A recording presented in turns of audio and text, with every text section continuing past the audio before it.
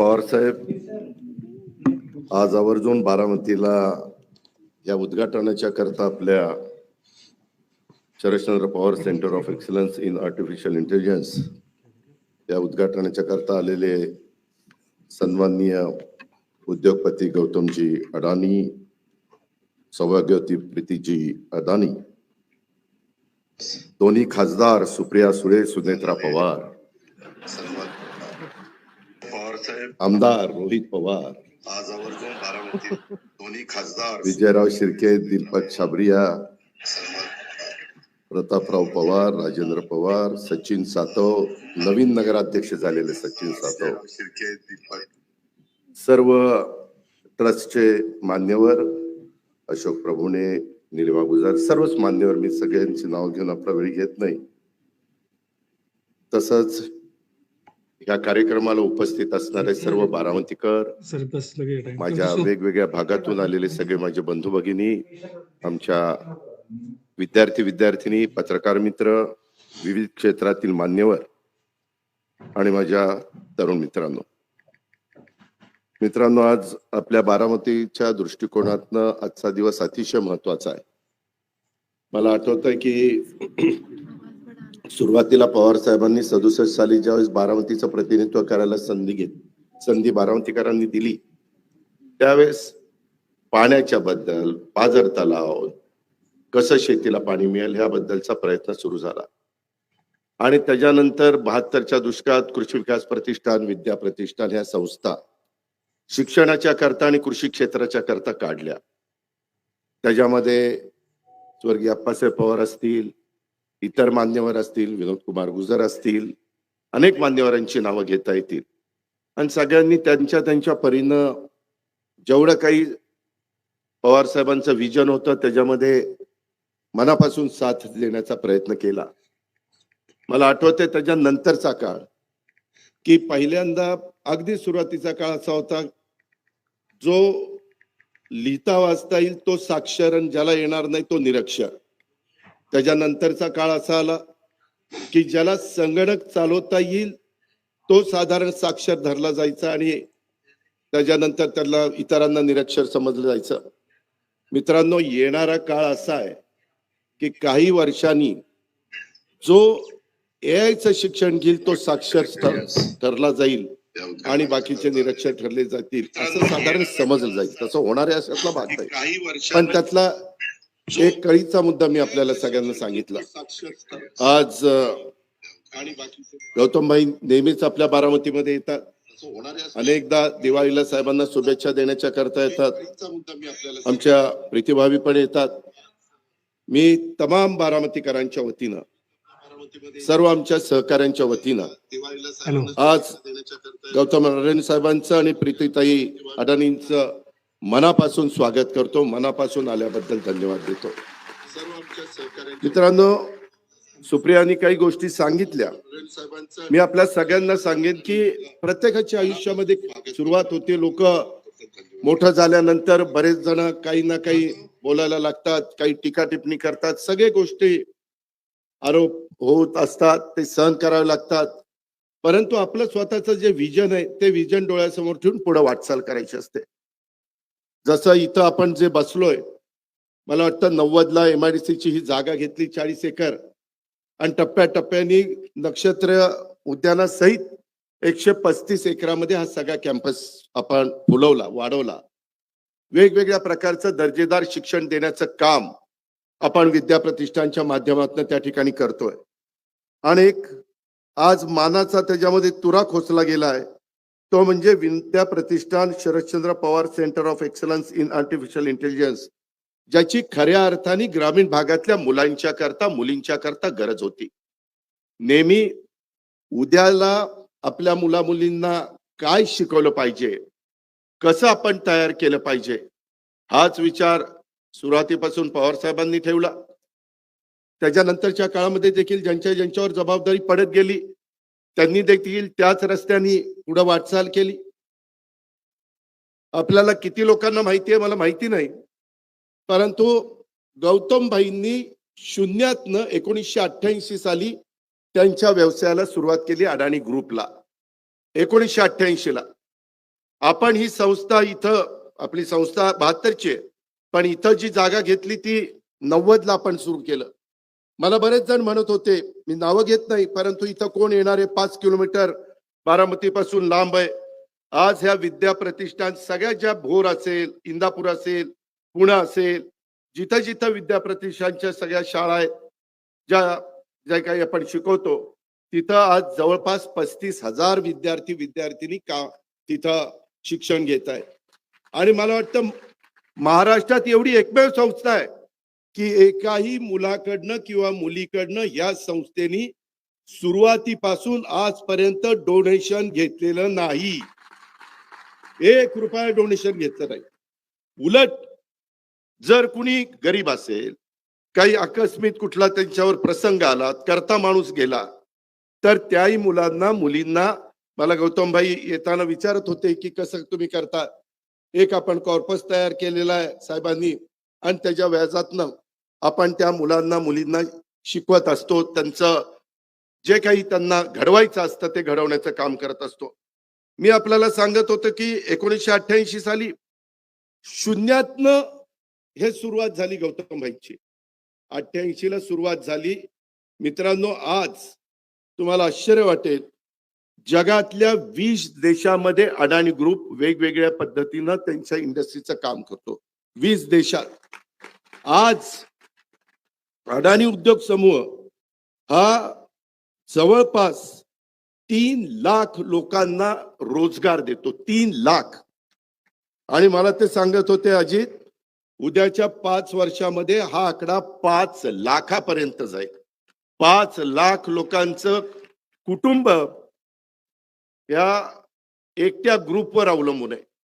म्हणजे माणसाचं विजन असेल, कष्ट करण्याची तयारी असेल, त्याच्यामध्ये आपण हे करायचंच ही जिद्द असेल, आज तुम्हाला विश्वास बसणार नाही, जवळपास त्यांनी गुजरातमध्ये 2 लाख एकर अक्षरशः अशी बॅरन लँड, तिथं काही उगवत नाही, झाड नाही, झुडूप नाही, अशा पद्धतीची लँड त्यांना तिथं मिळाली.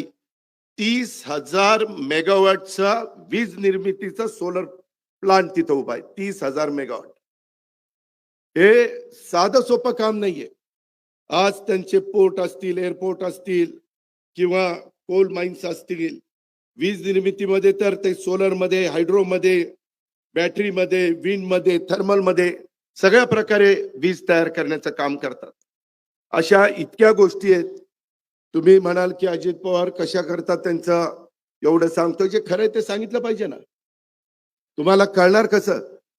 त्यामध्ये आज एवढा सगळा, आज 2 हॉस्पिटल, एक मुंबईमध्ये कांदिवलीला आहे आणि एक गुजरातमध्ये, तिसरं हॉस्पिटल ते आता दिल्लीमध्ये जागा बघताय. 2 हॉस्पिटलची किंमत एकेका हॉस्पिटलची 5,000 कोटी आहे आणि 1,000 बेड्स त्या हॉस्पिटलमध्ये. 500 बेड ज्यांची परिस्थिती तिथलं बिल देण्याची आहे त्यांच्या करता, आणि 500 बेड गोरगरिबांच्या करता, की ज्यांना मोफत तिथं उपचार केले जाणार आहे. मित्रांनो, कोणी काही करत नाही. मी आपल्याला सांगतो, मी आता त्यांचा टर्नओव्हर वगैरे सांगत नाही कारण मला माहिती नाही, पण मी एवढं सांगतो, सध्या त्यांचा CSRचा फंड 1,000 कोटी आहे. CSRचा फंड 1,000 कोटी. तो नफ्यातला 2% त्याच्यात असतो. मग हिशोब तुम्हीच आता करा. आणि 2 वर्षात त्यांनी मला सांगितलं हा CSRचा फंड 3,000 कोटी पर्यंत पोहोचणार आहे. किती? 3,000 कोटी. त्यांनी 60 वर्षामध्ये पूर्ण झाली. 60,000 कोटी रुपये बाजूला ठेवली. त्याच्या व्याजातनं पण ते अनेक प्रकारच्या वेगवेगळे गोरगरिबांना मदत करण्याचं काम, ज्याची समाजाला गरज आहे ते गरज भागवण्याचं काम हा उद्योग समूह त्या ठिकाणी करतो. आणि अशा उद्योग समूहाच्या प्रमुखाच्या हस्ते आज आपण इथल्या एका नवीन इन्स्टिट्यूटचं उद्घाटन त्या ठिकाणी केलेलं आहे. त्याही गोष्टीचं समाधान आहे. सुनील पाटील असतील, त्याच्यामध्ये इतर आमचे सगळे सहकारी असतील, त्यांनी त्याच्यामध्ये लँडस्केपिंग असेल, आर्किटेक्टचं काम असेल, महेश चिंचाळकर वगैरे बरेच जण, या सगळ्यांनी चांगलं काम करण्याचा प्रयत्न केला. आमचा सगळ्यांचाच प्रयत्न हा असतो, बारामतीच्या वैभवामध्ये भर घालणारी प्रत्येक गोष्ट करायची, ती चांगली करायची, ती उत्तम करायची आणि त्याचा तमाम बारामतीकरांना फायदा झाला पाहिजे, उपयोग झाला पाहिजे. हाच दृष्टिकोन सुरुवातीपासून आम्ही सगळ्यांनी स्वीकारलेला आहे. आणि हे स्वीकारलेलं असताना ही काळाची गरज ओळखून नव्या युगातली जी काही आव्हानं आहेत ती त्याच्यावर मात करण्याच्या करता सध्या परिस्थितीमध्ये आधुनिक दर्जाचं तंत्रज्ञान विकसित करण्याकरता अनेक देशातल्या महाराष्ट्रातल्या संस्था, विद्यापीठ, कॉर्पोरेट क्षेत्रात पावलं उचलली जातात. आणि ही पावलं उचलत असताना ग्रामीण भागातल्या इंजिनिअरिंग आणि इतर व्यावसायिक अभ्यासक्रमांना देखील माझ्या विद्यार्थींना कशी संधी मिळेल आणि त्याकरता विद्या प्रतिष्ठाननी आज एक महत्वाचं पाऊल हे देशामध्ये उचललेलं आहे. माझा दावा आहे, ग्रामीण भागामध्ये भारत देशामध्ये सर्वात पहिलं पाऊल हे उचललं गेलेलं आहे. ही पण इतिहासामध्ये नोंद झाल्याशिवाय राहणार नाही आणि याचा मला पण मनस्वी आनंद आहे आणि अभिमान पण आहे, आपल्या बारामतीकरांना देखील आहे. हे पण आपल्या सगळ्यांना मी आवर्जून सांगेन. आज आपलं मेडिकल कॉलेज असेल, आयुर्वेदिक कॉलेज असेल, TC कॉलेज असेल, माळेगावचं शैक्षणिक संकुल असेल, आपलं शारदा नगर असेल, विद्या प्रतिष्ठान असेल, अशा अनेक ठिकाणी सगळी 1 लाखाच्या पेक्षा जास्त मुलं मुली शिक्षण घेत आहेत. आणि आपल्याकडे असणाऱ्या सुविधांच्यामुळं आज तुमची माझी बारामती देशाच्या कानाकोपऱ्यातून आणि परदेशातून पण विद्यार्थी येत आहेत शिक्षणाच्या करता. आणि त्याच्यामुळं पुण्याच्या नंतर ग्रामीण भागामध्ये बारामती हे शिक्षणाचं माहेरघर, पुणे हे साहजिकच आहे, त्याबद्दल दुमत नाही. पण त्याच्यानंतर ग्रामीण भागाचा विचार करायचं म्हटलं तर बारामती हे शैक्षणिक हब हे होऊ पाहत आहे.